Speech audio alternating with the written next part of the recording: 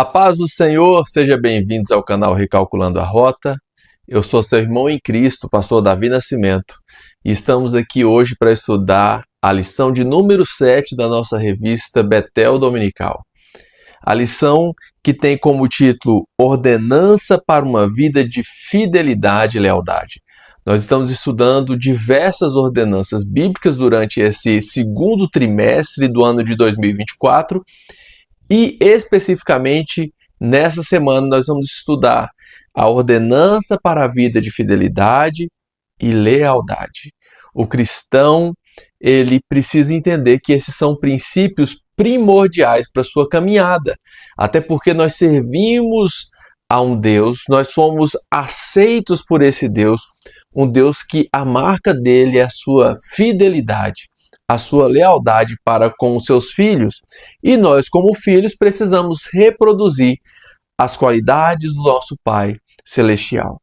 Se você é novo aqui no canal, eu quero te convidar a se inscrever aqui, a compartilhar esse vídeo com amigos que você sabe que pode ser importante para ele, tanto para preparar sua aula, como para ser edificado, porque o objetivo primordial é a edificação do povo de Deus através desse conteúdo. E se você é edificado com o conteúdo, naturalmente essa edificação vai atingir, vai alcançar os seus irmãos em Cristo, os outros irmãos que estarão na sala de aula ouvindo o que Deus tem para a sua igreja. Então, dito isso, vamos à nossa lição, né? E aqui no canal nós temos como objetivo estudar e aprofundar no texto áureo e no texto de referência, de uma forma mais exegética, principalmente do ponto de vista do contexto histórico,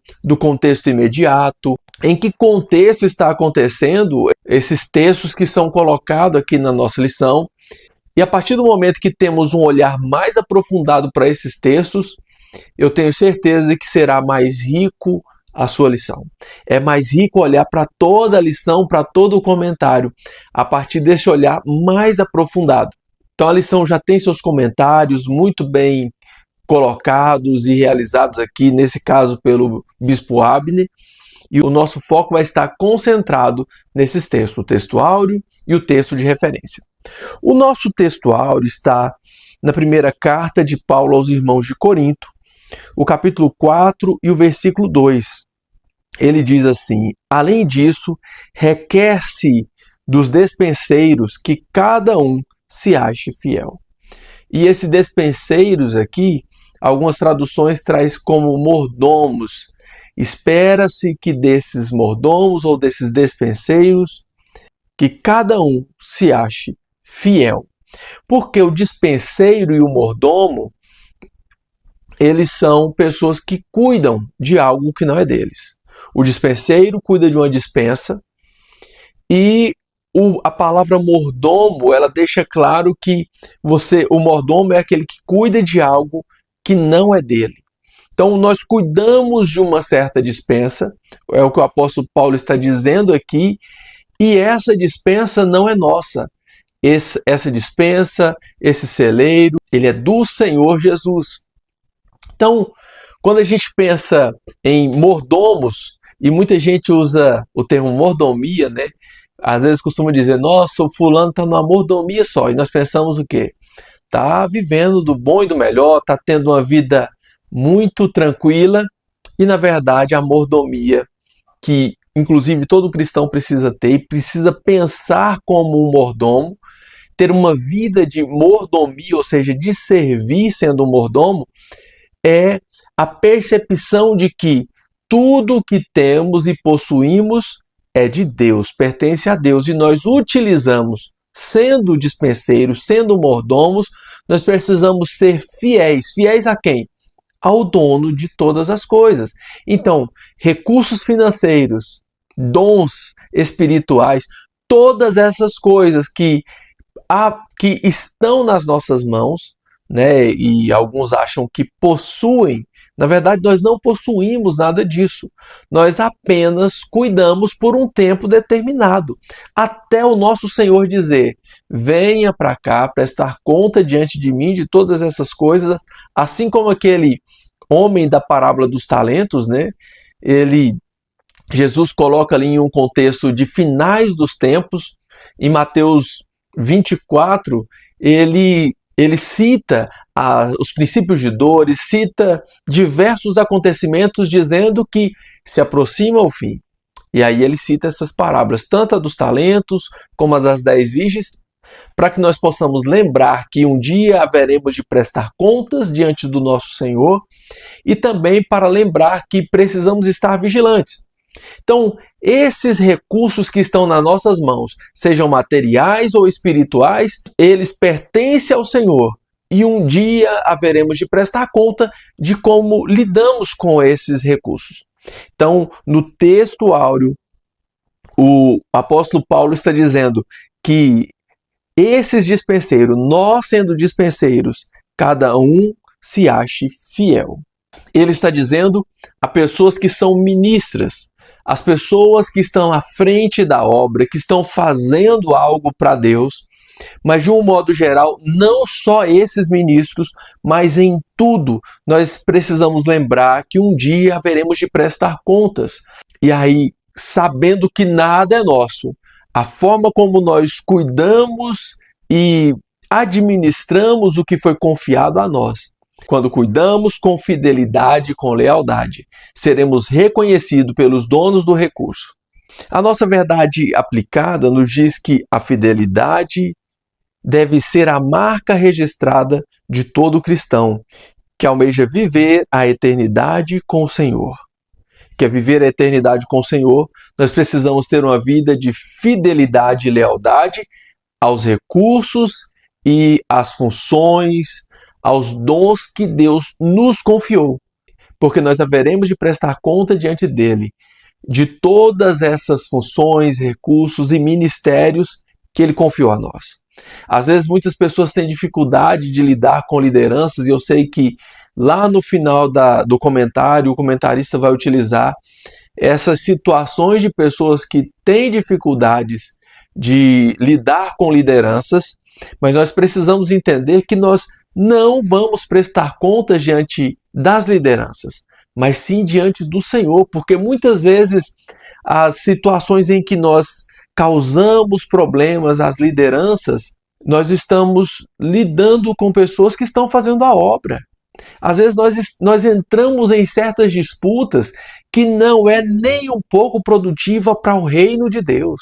Não é nem um pouco produtiva para a seara do Senhor, para o propósito de Deus.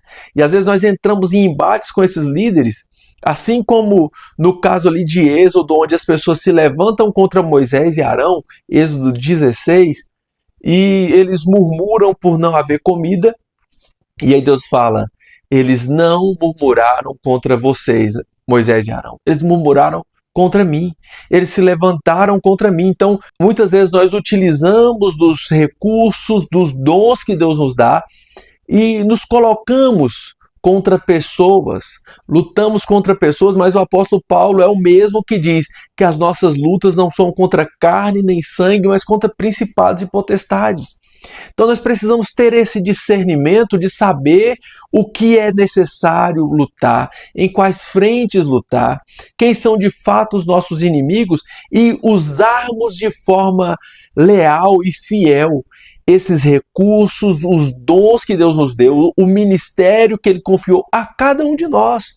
A cada um de nós. Nós precisamos lembrar, por exemplo, de Romanos 12, que ele diz que ninguém deve ter um conceito mais elevado de si mesmo, mas que antes deva ter um conceito na medida da fé, na medida do que Deus confiou a você. E aí ele fala que, apesar de termos diversos dons, cada um utiliza desses dons para a edificação da igreja. Cada um utiliza desses dons para que o corpo funcione de forma correta, que funcione da forma que precisa funcionar. Então ele diz, aquele que profetiza, que exerça a profecia na medida da fé, o que contribui, faça com generosidade, o que serve, que faça com alegria, o que tem ministério, que exerça com zelo. Então cada uma dessas coisas que são exercidas na igreja do Senhor, elas precisam ser exercidas de forma que funcione perfeitamente o corpo de Cristo e onde ninguém se acha mais importante que o outro e cada um cumpra com a sua função, seja fiel ao dispenseiro, que seja fiel ao dono da dispensa, aquele que é Senhor sobre todas as coisas e nos colocou como dispenseiros, que nos colocou como mordomo desses recursos que pertencem a Ele. Nos nossos textos de referência, nós temos dois textos. Temos o final de uma parábola de Lucas, Jesus falando do resultado de um homem que é citado em uma parábola, Lucas 16, e nós temos o texto de Coríntios 4. E nós vamos aprofundar um pouquinho em Coríntios 4, porque eu falei por alto, mas tem mais coisas aqui que são importantes para nós prestarmos atenção. Esse texto de Lucas 16, eu confesso para vocês que é um dos textos mais difíceis, principalmente porque ele confronta algumas ideias que nós temos. A parábola é do servo infiel, de um homem que se utiliza de recursos que não são seus para ter benefícios, para ter certos benefícios, e a gente olha e fala assim, mas Jesus está ensinando as pessoas a terem certos comportamentos duvidosos, né? Então, Jesus se utiliza dessa parábola que eu imagino que choca os seus ouvintes, assim como nos choca, para dizer que muitas vezes nós valorizamos coisas que são passageiras, que são transitórias, e que nós deveríamos utilizar dessas coisas de forma proveitosa, que não desse fruto apenas para esse tempo, mas que gere frutos para um tempo posterior. Nessa parábola, Jesus cita esse homem, um homem que o seu Senhor diz a ele, olha, precisamos conversar porque eu ouvi notícias de que você não está sendo fiel com o seu trabalho, com as coisas que você precisa fazer. Algumas traduções deixam entender que ele estava lesando o seu patrão. E esse homem preocupado por pensar, vou ser demitido e eu não tenho forças para cavar poços, né? E tenho vergonha de mendigar, de pedir. Então ele bola uma estratégia. Jesus apresenta um homem que é totalmente incapaz, que inclusive está em uma função que não era para ele estar. A única capacidade que ele consegue imaginar para si é cavar poços, serviço braçal ou pedir esmola. E esse homem que não merecia estar onde estava, ele agiu de forma infiel com seu patrão. A solução que ele pensa, ao imaginar que vai ser demitido, ele vai aos homens que devia ao seu patrão e diz a um, quanto você deve de azeite ao meu patrão? E ele fala, olha, 100 medidas. Algumas traduções dizem 100 tonéis. E ele diz, então escreve aqui, você mesmo pega, rasga essa promissória aqui e diz que deve 50. E a outra ele diz, quanto você deve, quantas medidas de trigo você deve ao meu patrão? E ele diz 100. Ele fala, então rasgue essa nota aqui, nessa nota promissória de 100 e escreve 80. E ele faz isso dizendo, pensando consigo, né? A hora que eu chegar na casa dessas pessoas, elas vão me acolher. Porque eu quebrei uma para eles, eu reduzi um problema que eles tinham, uma dívida que eles tinham. Então eles vão me acolher e vão me dar um prato de comida sempre que eu chegar. E assim ele fez com diversos devedores do seu patrão. É interessante que Jesus fala que, inclusive, o próprio Senhor dele reconhece o quanto esse homem foi astuto e o elogia pela forma que ele se comportou. E às vezes nós olhamos a dinâmica dessa vida na perspectiva de patrão e funcionário aqui, mas Jesus está falando de pessoas que agem de forma infiel, que agem de forma descuidada com os recursos do Senhor, o principal Senhor, que é o próprio Deus. E em uma certa altura essa pessoa, ela reconhece que aqueles recursos poderia ser usada de forma diferente. E ele age com uma certa generosidade, mesmo que por interesse. E aí Jesus fala que a prudência dos filhos das trevas é muito maior do que dos filhos da luz. Não podemos esquecer que Jesus cita essa parábola logo após citar as parábolas da dracma perdida, da ovelha perdida, do filho perdido e de irmãos que não queriam confraternizar a chegada do filho mais moço que agiu de forma rebelde contra o pai, e esses filhos mais velhos, que são os fariseus que estão ali em volta, eles não se alegram com o filho mais novo, com o filho rebelde que volta arrependido à casa do pai. E aí Jesus se utiliza dessa parábola de recursos que muitas vezes nós temos dificuldade, de fato, para lidar, porque nós precisamos entender que a honestidade é algo essencial para o cristão. E aí Jesus cita essa parábola, que nós pensamos em senhores dessa terra, mas ele está falando do Senhor celestial e como nós deveríamos utilizar esses recursos temporários para que alcancemos benefícios para a eternidade. Aqui não é um convite para ninguém ser desonesto.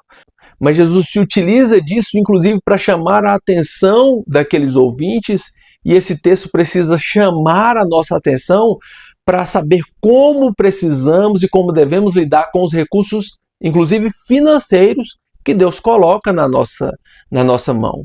Que Ele confia a nós esses recursos.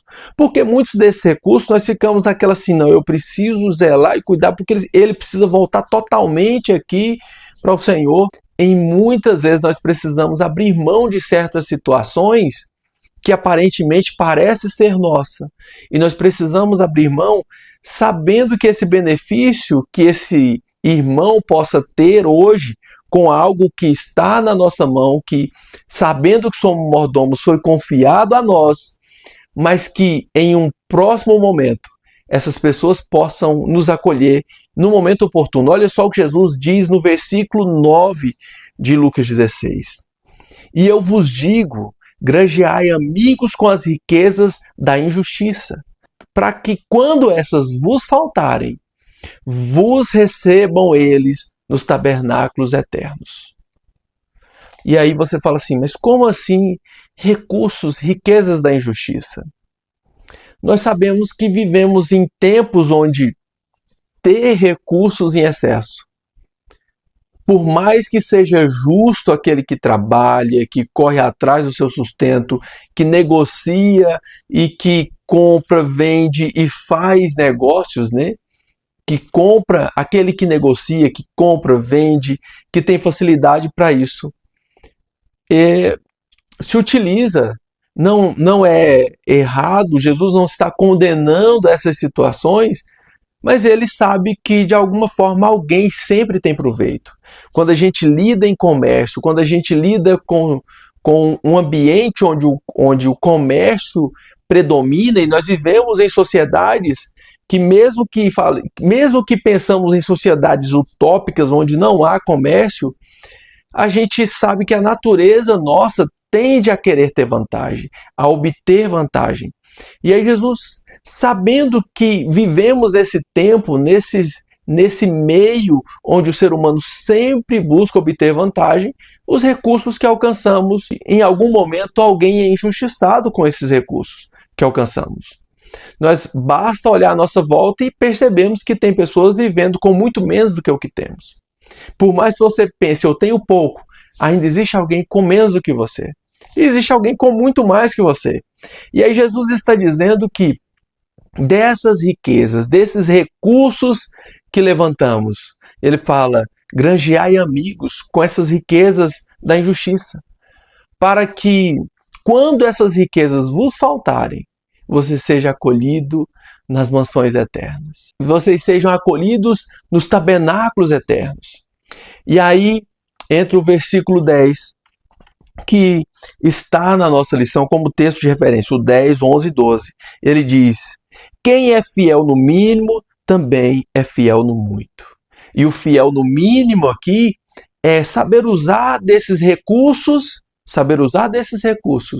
para que você possa acolher outros, para que você possa fazer justiça com o que você agraciou.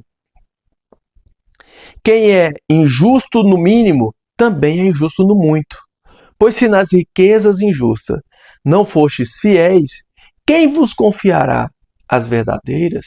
Se nós não sabemos administrar essas riquezas injustas, essas riquezas aqui que são passageiras, principalmente esqueçamos, por exemplo, a questão injusta e pensamos no que é passageiro. Se nós não conseguimos lidar com essas riquezas, essas coisas que são passageiras, como será confiada a nós as verdadeiras riquezas?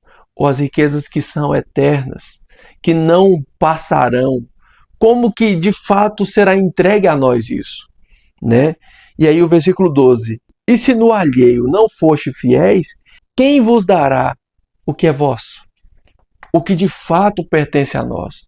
Se nós não somos fiéis naquilo que nem pertence a nós, como será dado aquilo que é para ser nosso? Para que esteja claro que Jesus está falando de como lidamos com recursos materiais que passam na nossa mão, né?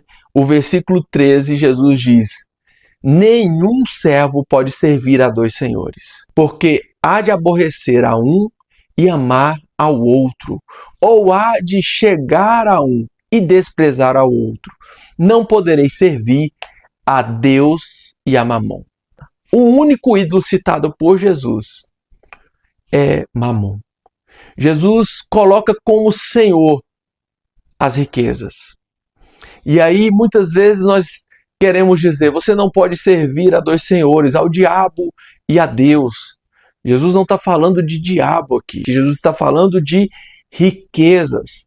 E muitas pessoas, inclusive aqui, nesse caso, eram religiosos, eram fariseus, homens piedosos, que jejuavam, que oravam, que fazia consagração, que ia nos cultos, não perdia um culto. Mas Jesus sabia que o Senhor deles era a riqueza. Eles se preocupavam com as riquezas. Eles valorizavam mais recursos materiais do que pessoas. É por isso que Jesus, quando cita um pouco antes as 3 parábolas, Jesus começa falando de uma ovelha. E ele fala, qual de vós que se perder uma ovelha, chegou no aprisco e conta, sabendo que tinha 100, tem 99, uma ficou para trás, qual de vocês não vai atrás dessa ovelha? E eu imagino que, ouvindo essa história, boa parte deles pensa, não, é claro que eu iria, uma ovelha.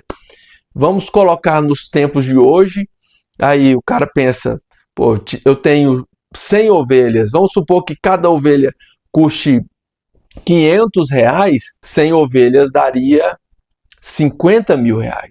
E aí ele pensa assim, pô, mas 50 mil eu perco uma, é só 49.500. Esses R$500 pode faltar, então eu vou atrás da ovelha. Não é amor pela ovelha, ali é valor pelo bem. E ele vai atrás da ovelha e traz, cuida dela para que ela recupere e depois ele consiga vendê-la. Ele cita a próxima parábola. Qual mulher, que os recursos são menores, né? E ele diz que perdendo uma dracma, tendo 10 dracmas, e aí, se a gente pensar em dracma, vamos pensar, colocar um valor aqui. Você tem 10 notas de R$50 e percebe que uma nota sumiu. E aí você vai procurar na casa até encontrar. A gente, quando pensa assim, eu tinha uma nota, 10 notas de 50, uma está faltando, onde eu deixei esse dinheiro? Aí a gente abre livro, desmonta a casa inteira para encontrar R$50.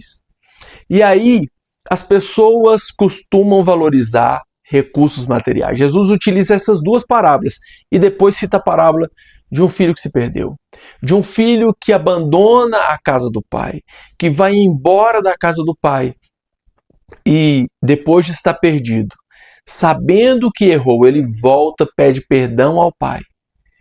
E aí Jesus mostra o irmão mais velho tendo dificuldade de aceitar esse irmão. Ao citar essas 2 parábolas anteriores, Jesus já mostra que no coração deles, eles iriam atrás dos 2 exemplos, tanto da dracma quanto da ovelha. Eles iriam atrás desses bens passageiros. mas do irmão eles teriam dificuldade de perdoar. E aí Jesus está dizendo aqui para eles, desse homem que agiu até de uma forma aos nossos olhos duvidosa, mas Jesus está falando de recursos que não são nossos porque são passageiros, e ele se utiliza desses recursos para que aquelas pessoas que estão ali à sua volta, de alguma forma se sintam, nossa, como foi bom que ele fez por mim. E depois eu posso acolher essa pessoa em um momento de dificuldade. Jesus está dizendo exatamente isso.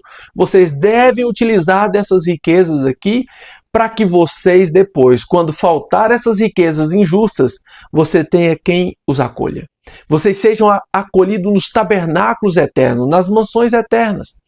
E aí, ao dizer isso, ele fala, vocês precisam ser fiéis nessas riquezas passageiras, porque assim será confiado a vocês as riquezas que são definitivas. E ele finaliza, não sirvam a dois senhores.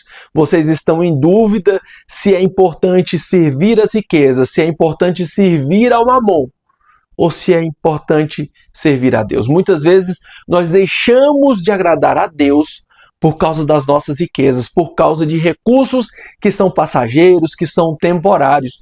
E eu falo, inclusive, por mim, eu tenho essas dificuldades também.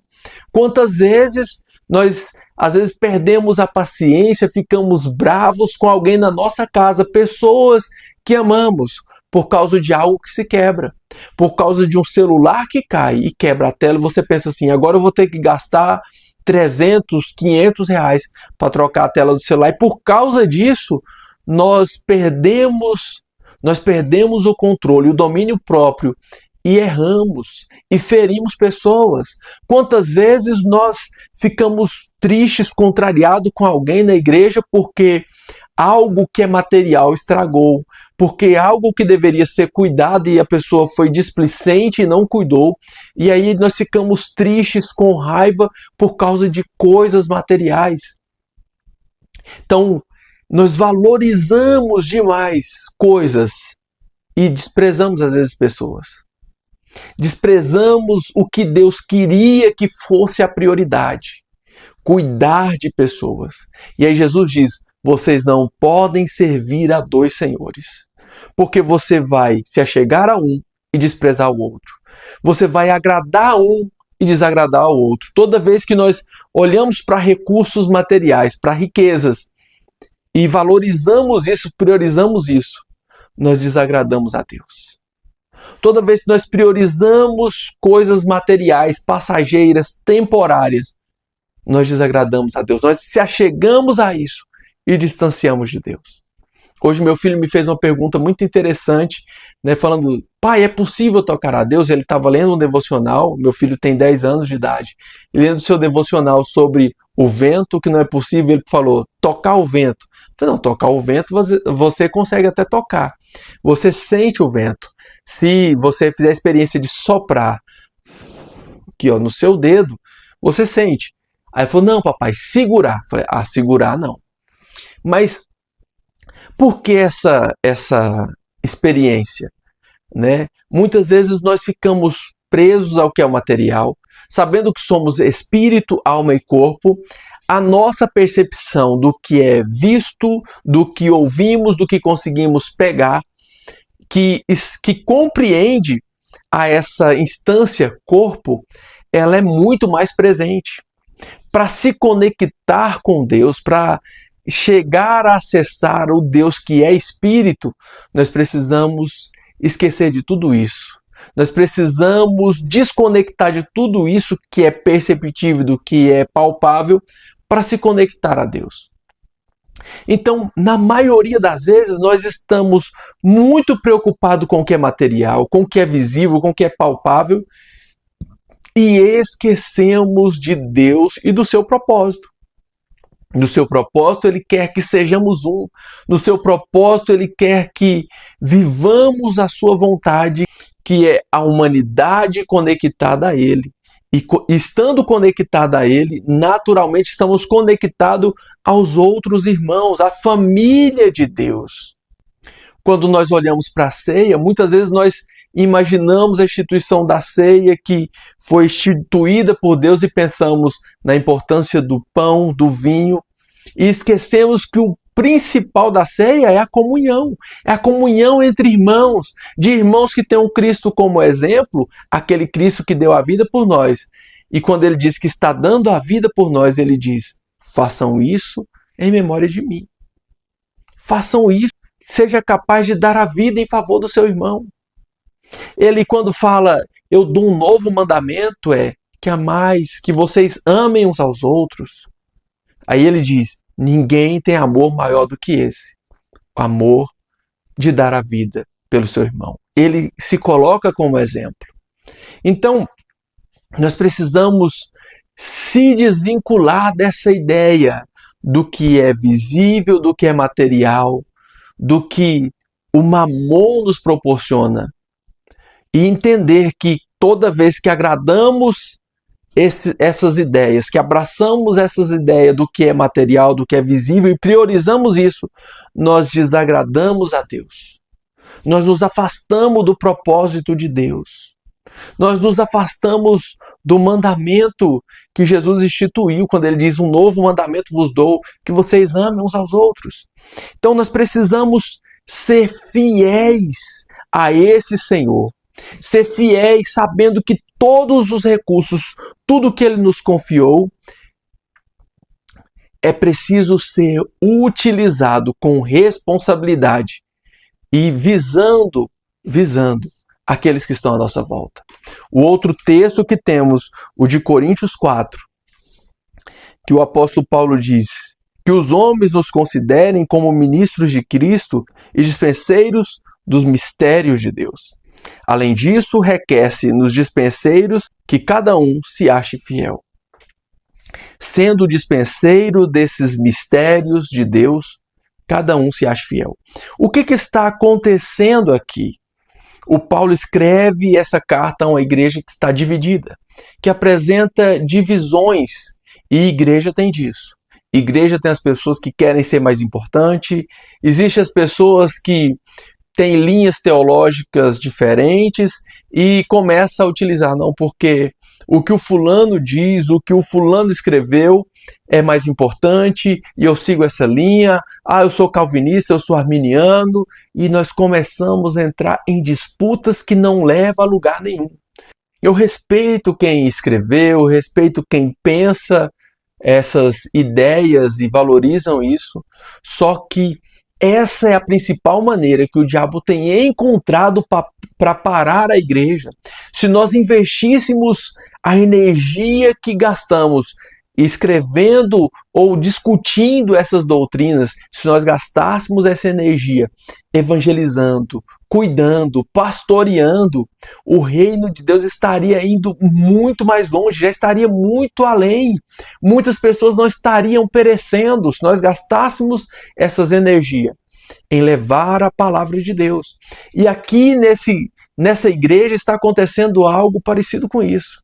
No capítulo 3, o apóstolo Paulo diz que está havendo divisões, e ele fala: olha, teve coisas que eu não falei com vocês por entender que vocês não estavam maduros, e a prova de que vocês não estavam maduros é que entre vocês há partidarismo. Uns dizem eu sou de Paulo, outros dizem eu sou de Apolo, outros dizem eu sou de Cefas, e alguns dizem ainda eu sou de Jesus. Sim, nenhum desses aí é importante. E o Paulo, na sequência, nos diz que todos esses são servos de Cristo. Todos eles, ele fala: por acaso Cristo está dividido? Por acaso algum desses aí morreu por vocês? Ele diz, um planta, o outro rega, ou seja, eu plantei, o Apolo regou. Deus dá o crescimento. E aí, quando ele fala dessa fidelidade ao dispenseiro, ele está falando que essa igreja, esses irmãos, ele fala: vocês são lavoura de Deus.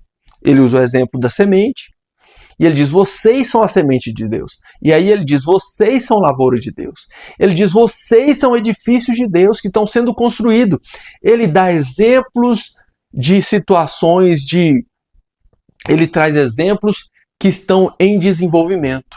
Uma plantação, uma lavoura, você planta uma semente, ela cresce, é preciso de cuidado, é preciso de zelo, e em um tempo oportuno essa colheita, essa semente gera frutos e ele é colhido.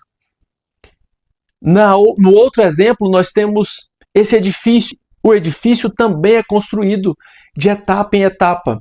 Só que ele diz, o fundamento desse edifício é o Cristo. Esse edifício precisa ser construído sobre o fundamento que é Cristo. Qualquer outro fundamento precisa ser rejeitado. O importante nesse edifício é Cristo. O importante nessa lavoura é o Cristo. É o Deus que dá o crescimento. O importante na lavoura é o Deus que dá o crescimento. O importante no edifício é o fundamento que é o Cristo. E aí o apóstolo Paulo diz isso para que ninguém se glorie, para que nós entendamos que tudo que fazemos é ordenança de Deus. Toda obra que é realizada ministerialmente, se naquele outro texto de Lucas 16 nós tratamos muito essa questão material, aqui o Paulo está dizendo literalmente a pastores, a homens que estão à frente do trabalho, que estão lidando com o trabalho, que recebem mistérios de Deus, que inclusive tem muitos dons nessa igreja, a igreja é rica em dons. E os dons são motivos de divisão, porque eles acham que o que profetiza é mais importante do que o que fala em línguas, que o que tem visão é mais importante, o outro tem dom de cura, e isso é motivo de disputas. E aí ele está dizendo que requer-se, além disso, requer-se nos dispenseiros, ou seja, em nós, que recebemos de Deus funções, que recebemos dons de Deus, que recebemos tarefas dadas por Deus, que se achemos fiéis. Fiéis a quem? Aos nossos interesses? Fiéis a filosofias que estão aí pairando, feita por homens? Não, fiéis ao chamado de Deus. Fiéis ao Senhor da seara. Fiéis ao construtor principal do edifício. Fiéis à pedra fundamental do edifício. A fundação do edifício, o alicerce desse edifício. Então, que Deus nos ajude a sermos vigilantes para estarmos fiéis.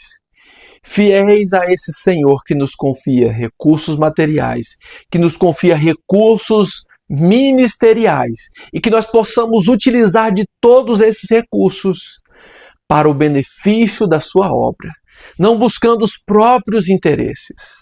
Não buscando os próprios interesses, mas considerando os interesses do reino de Deus, considerando os interesses do corpo de Cristo, as necessidades do corpo de Cristo. Que nós sejamos fiéis ao nosso Senhor, que nós sejamos leais ao nosso Senhor em tudo, quer seja em coisas temporárias e passageiras, quer seja a missão eterna que Ele nos confiou. Que nós busquemos em Deus sabedoria e que nós busquemos direção do Espírito Santo para continuarmos firmes no propósito que Ele nos confiou, na direção que Ele nos confiou. Que nós estejamos colocando sempre em prática as recomendações que a palavra de Deus nos traz e que com certeza agrada ao Senhor, aquele Senhor que é o proprietário da despensa, que é o Senhor de todos os recursos do qual nós administramos. Um forte abraço e fique na paz.